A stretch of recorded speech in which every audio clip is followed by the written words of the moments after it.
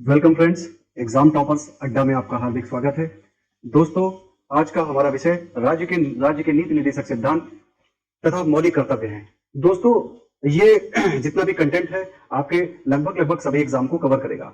दोस्तों, ये जो कंटेंट है इससे संबंधित प्रश्न निश्चित रूप से परीक्षा में पूछे जाएंगे। पूरी सीरीज जो चल रही है इसको आप बहुत ही ध्यान से इसको समझिए, पढ़िए, वीडियोस को देखिए। इससे संबंधित मैं एक प्रश्न श्रृंखला चलाऊंगा जिसमें आपको संबंधित कंटेंट से जुड़े जितने भी प्रश्न हैं वो आपको मिलेंगे।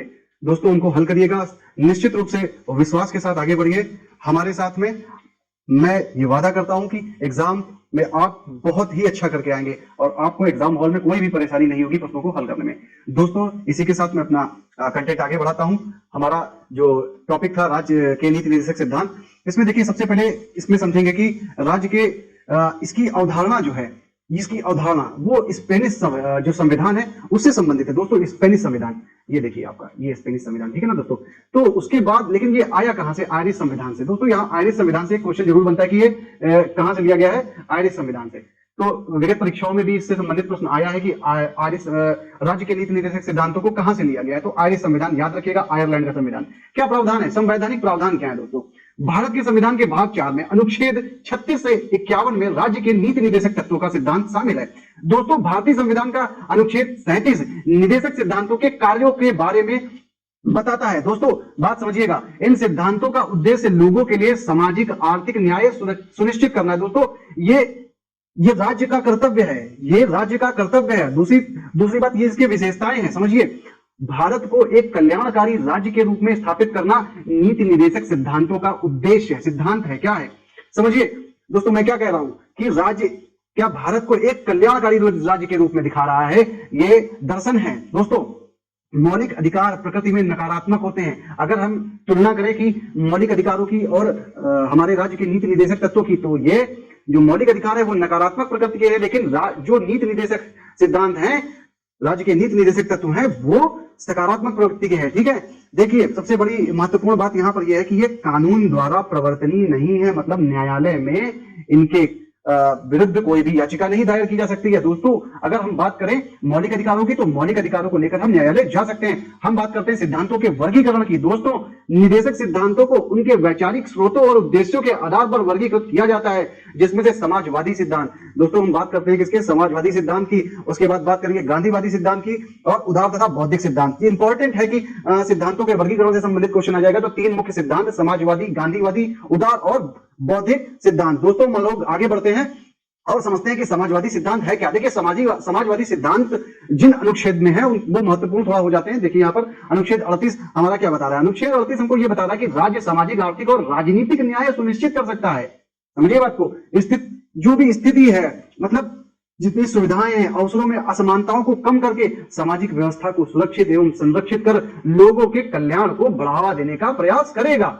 ठीक है, तो आर्टिकल 38 जो है, अनुच्छेद 38 आपको समझ में आ गया। ये असमानताओं को कम करके, जितनी प्रकार की असमानताएं उनको कम करके सामाजिक व्यवस्था को स्थापित करेगा। दोस्तों, अनुच्छेद 39 की बात करते हैं, राज्य विशेष रूप से निम्नलिखित नीतियों को सुरक्षित करने की दिशा में कार्य करेगा। कौन से? सभी नागरिकों को।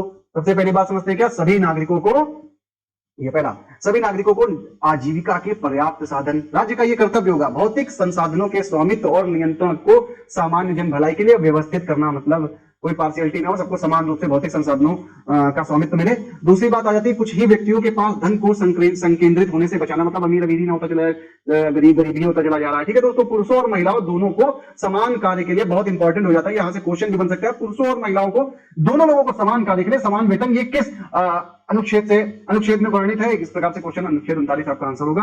दोस्तों, अगर हम बात करें अनुच्छेद 41 की, देखिए हाँ 39 में कुछ चीजें छूट रही हैं। ये श्रमिकों की शक्ति एवं स्वास्थ्य की सुरक्षा की बात करता है, ये लेबर वेलफेयर की भी बात कर रहा है। दोस्तों, यहाँ पर बच्चों के बचपन एवं युवाओं का शोषण ना होने देना, ये राज्य का कर्तव्य होगा।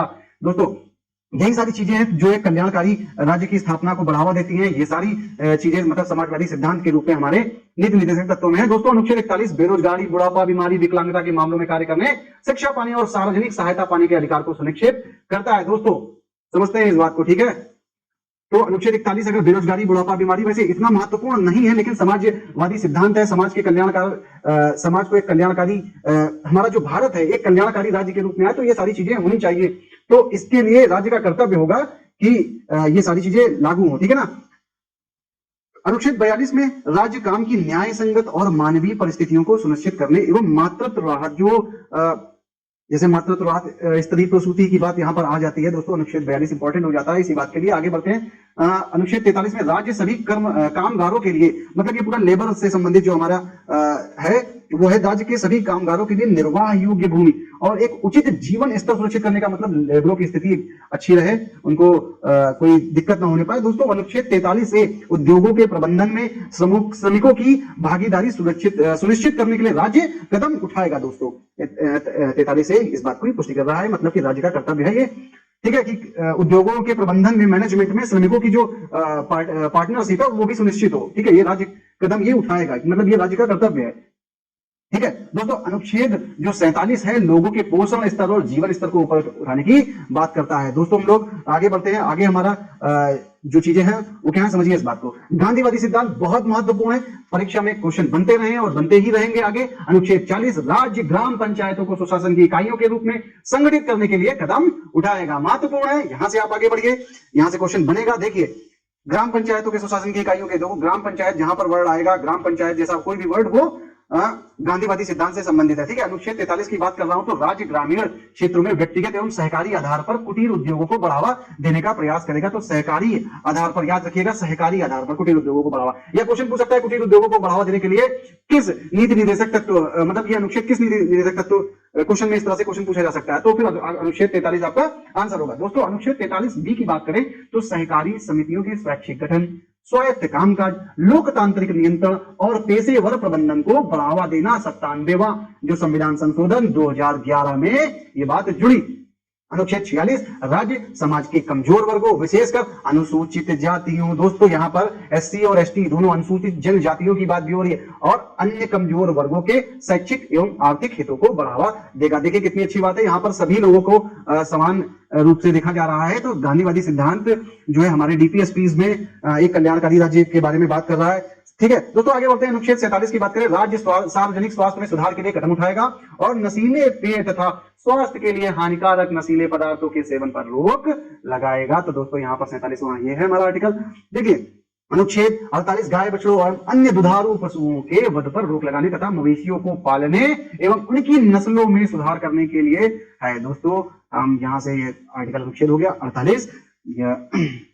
आगे हम बढ़ते हैं दोस्तों, इसमें देखिए जितना महत्वपूर्ण है अनुच्छेद 40 ग्राम पंचायतों के लिए, देखिए मैंने बता दिया कुटीर उद्योगों के प्रबंधन की बात जो कर रहा है, यहाँ पर अनुच्छेद 43 कर रहा है। फिर से आगे बढ़ते हैं उदार और बौद्धिक सिद्धांत के बारे में। दोस्तों अनुच्छेद 44 जो है उदार और बौद्धिक सिद्धांत है। दोस्तों समझिए अनुच्छेद 44 में भारत के राज्य क्षेत्र में नागरिकों के लिए एक समान नागरिक संहिता, बहुत इंपॉर्टेंट है, बार बार पूछा जाता है क्वेश्चन दोस्तों, एकदम मतलब एकदम पका पकाया क्वेश्चन यहाँ से बन सकता है दोस्तों, एकदम बहुत ध्यान से इसको समझ लीजिए। समान नागरिक संहिता अनुच्छेद, सीधे सीधे क्वेश्चन आ सकता है क्योंकि परीक्षा का जो स्तर है वो सीधे सीधे क्वेश्चन पूछने का है, फैक्चुअल क्वेश्चन ज्यादा आएंगे, इसलिए ध्यान रखिएगा। समान नागरिक संहिता अनुच्छेद 44।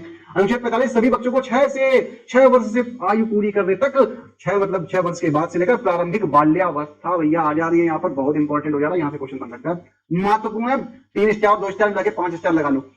अनुच्छेद 48 कृषि एवं पशुपालन को आधुनिक एवं वैज्ञानिक आधार पर संगठित करेगा। भैया साइंस की बात आ जा रही है, मतलब कृषि को अपना आधुनिक रूप से वैज्ञानिक आधार पर संगठित करो, बढ़ावा दो। देखो अनुच्छेद 48 से बात कर रहा है पर्यावरण की रक्षा। देखिए क्वेश्चन यहां से घुमा के दे देगा, 48 से दोनों ऑप्शन में डाल देगा। तो पर्यावरण की सुरक्षा, सुधार करना तथा देश के वनों एवं वन्य जीवों की रक्षा करना, आर्टिकल 48 एक ही बात है दोस्तों, कंफ्यूज मत होना, इसलिए दोनों अनुच्छेदों को ध्यान से पढ़ लेना। अनुच्छेद 49 राज्य की कलात्मक एवं ऐतिहासिक महत्व के, भैया मॉन्यूमेंट की बात आ गई। देखो समझो, प्रत्येक स्मारक या स्थान की रक्षा करना, मतलब राज्य की कलात्मक एवं, यहाँ वहां जाके पता लगा अपना नाम लिख रहे हो, ऐतिहासिक जो स्थल है पता लगा वहां पहुंचे अपना नाम लिख रहे हो, वहां खुरच रहे हो, तो सब काम गड़बड़ है ना। ये ध्यान रखिएगा बात को, ऐसे ऐतिहासिक जो महत्व है हमारे स्मारक है उनकी रक्षा करना, ठीक है।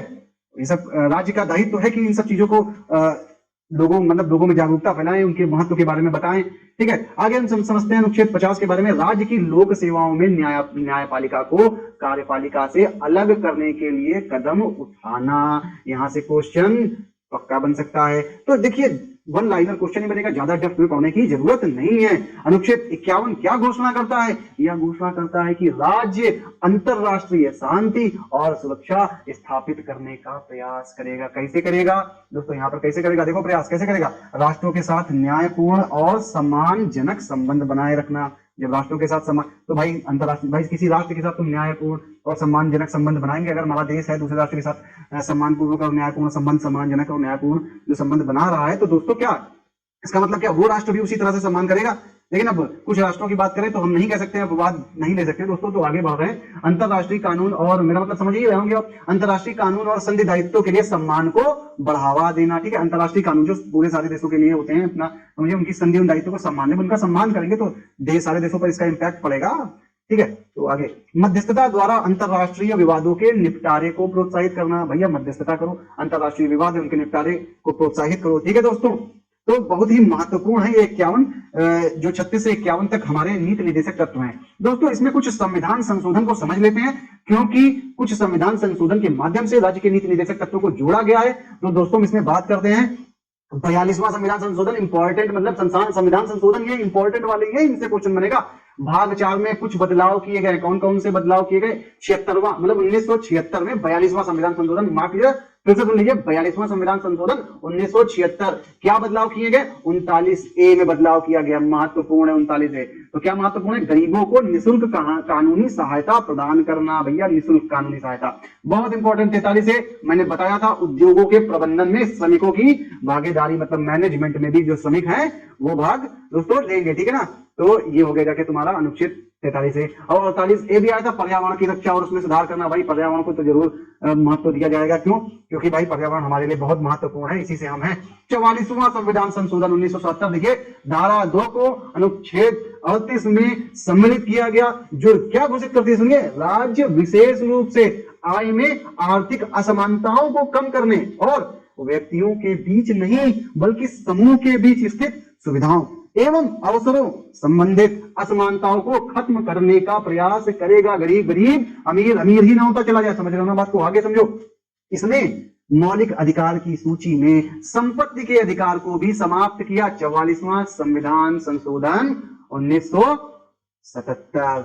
अच्छा आगे समझो, वर्ष 2002 में जब 86वां संविधान संशोधन अधिनियम आया, महत्वपूर्ण, बहुत महत्वपूर्ण है, 2002 का 86वां संविधान संशोधन 86 अमेंडमेंट एक्ट। ठीक है ना, आगे बात करते हैं इसने क्या कर दिया, इसने अनुच्छेद 45 की विषय वस्तु को एकदम बदल दिया और प्रारंभिक शिक्षा को अनुच्छेद 21A के तहत, बहुत इंपॉर्टेंट है, सीधे सीधे क्वेश्चन पूछेगा, सीधे सीधे समझ रहे हो ना, 21A के तहत मौलिक अधिकार बना दिया। ठीक है, याद रखना ये संशोधन 2002 वाला।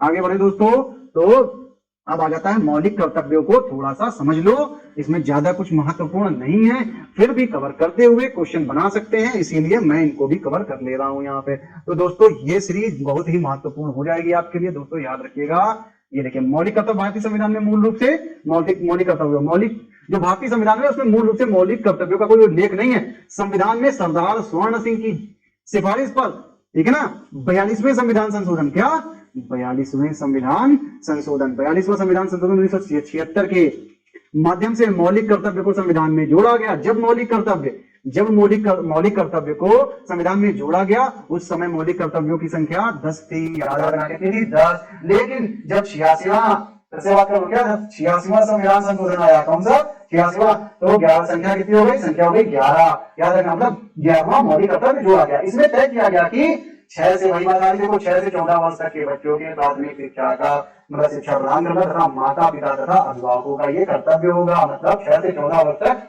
के बच्चों की प्रारंभिक शिक्षा का कर्तव्य इस पर माता पिता तथा अभिभावक जो भी हैं उनका। भारतीय संविधान में मौलिक कर्तव्यों का उल्लेख भाग 4 का अनुच्छेद 51 का के तहत, अगर क्वेश्चन ये पूछ देगा, साधारण सा क्वेश्चन है, याद रखिएगा इसको, इसीलिए बोल्ड कर दिया है ब्लैक से। ठीक है दोस्तों, याद रखिएगा इस बात को,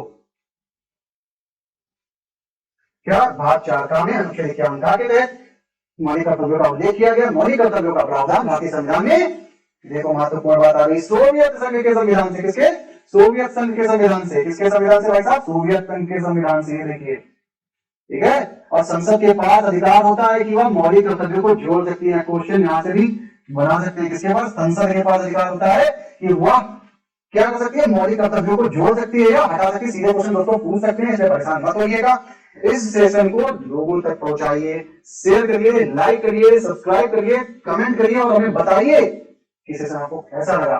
दोस्तों ये पूरी सीरीज चलेगी, हम आपके साथ आखिरी तक, पेपर के एग्जाम के दिन तक रहेंगे बिल्कुल। उसके बाद पूरा एनालिसिस भी देंगे, लेकिन आप लोग इसको ज्यादा से ज्यादा लोगों तक पहुंचाएं। नमस्कार, मिलेंगे अगले सेशन में। दोस्तों हम